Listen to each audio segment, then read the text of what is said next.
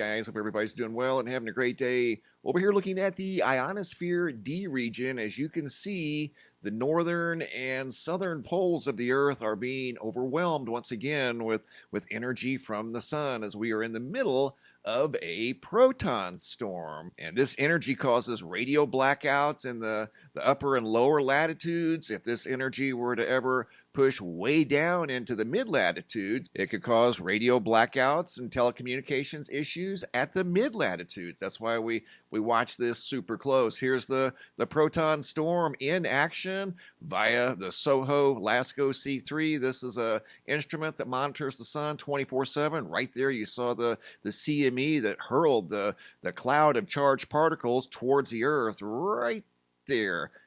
There's the energy that's currently swarming the Earth as I do this video. And if you look real close down here in the lower left-hand part of the screen, you'll see a comet right there barreling towards the sun, coming in at the 5 o'clock position. We'll take a closer look at the comet right here. Here it comes. Watch the comet. Not super big. That's a classic sun-diving comet. More than likely, that will be vaporized before it gets anywhere near the sun. Those show up time to time, and this is their favorite point of origin, right over here, once again, around the 5 o'clock position. So once again, Earth in the middle of a radiation storm over here at spaceweather.com. Today, the Earth and all of our planet's satellites are being hit by a blizzard of energetic protons. It's an S2 class solar radiation storm. You can see the particles in the coronagraph. This is the SOHO LASCO C3 that I was just showing you. Here's the ionosphere, once again, glowing with energy. And that's what the energy is supposed to do. It's funneled towards the north and the south poles. But if it's too strong, the energy can come down into the lower latitudes and cause communications issues in the lower latitudes. Article goes on to say red zones in this blackout map show where the signals are strongly fading because of ionization in the upper atmosphere. Why Antarctica? At this time of year, the South Pole is tipped towards the sun, the source of the protons. The storm could continue for another 24 to 36 hours. Once again, Earth being swarmed by energetic particles from a very large CME. I also have 3 videos to share with you guys that were sent in here in the last couple of days. First video is by Nelson Jenks out of Greensboro, North Carolina. Couldn't help but notice the fiery orange sky yesterday evening at sunset, visible from his location in Greensboro. Makes you wonder if it has something to do with the proton storm. This is right around when the storm started. Probably not. We see orange skies from time to time at various times of the year, and there's not necessarily always a proton storm going on. I did a study many years ago about the effects of the solar wind and high energy particles from the sun and humans. It's a quite extensive study that involves, chromosomes, your blood type, your age, where you live, on and on and on. But everybody reacts differently. Like I said, some people may sleep more, sleep less. You may find yourself in a really good mood. You may find yourself a little sluggish. Just a variety of things that we deal with as humans because we do coexist with a star. Going to Queens, New York, video footage here sent in by Chris of what looked like an ominous structure in the sky. That's what she was describing as she was filming this, what looks like a giant tree laying down up in the sky. She'd never seen anything quite like this. This wasn't a contrail, definitely didn't look like an average cloud.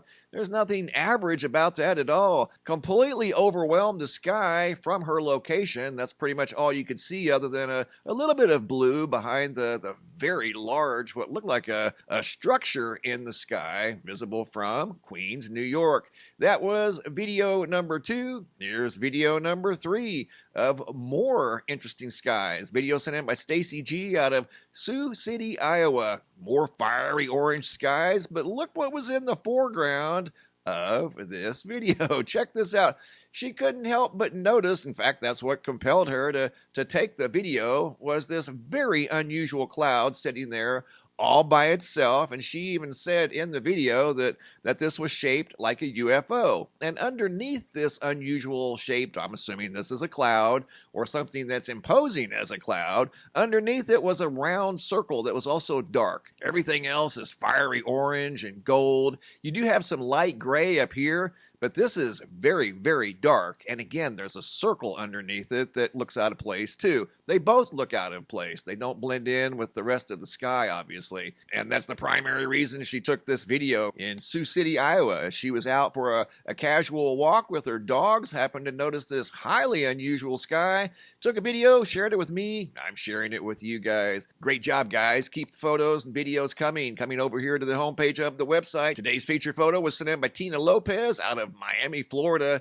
Recent moon you can see tucked in behind the clouds. For some reason, it was glowing orange on this night, visible from Miami, Florida. Looking at the GOES X-ray flux, the most recent solar flare activity you can see right now as I do this video, we're in the middle of an M-class solar flare. Looking at the D region, once again, you can see it's being overwhelmed right now with energy from the very large energetic cloud that's swarming the Earth. Looking at the Schumann resonance, in the last 12 hours, there's been an uptick in the Schumann. So those of you that are sensitive to the energies of the Schumann, I'm sure you don't need me to tell you that the energy has been elevated the last 12 hours. Looking at the power outage situation, there's been a major power outage up in the state of Washington, down to 184,909 customers now, still without power right now as I do this video. 78,000 in Pennsylvania, 56,000 in New York, and 12,000 in California. Currently without power right now as I do this video. Popping over to the Yellowstone supervolcano caldera, looking at the seismographs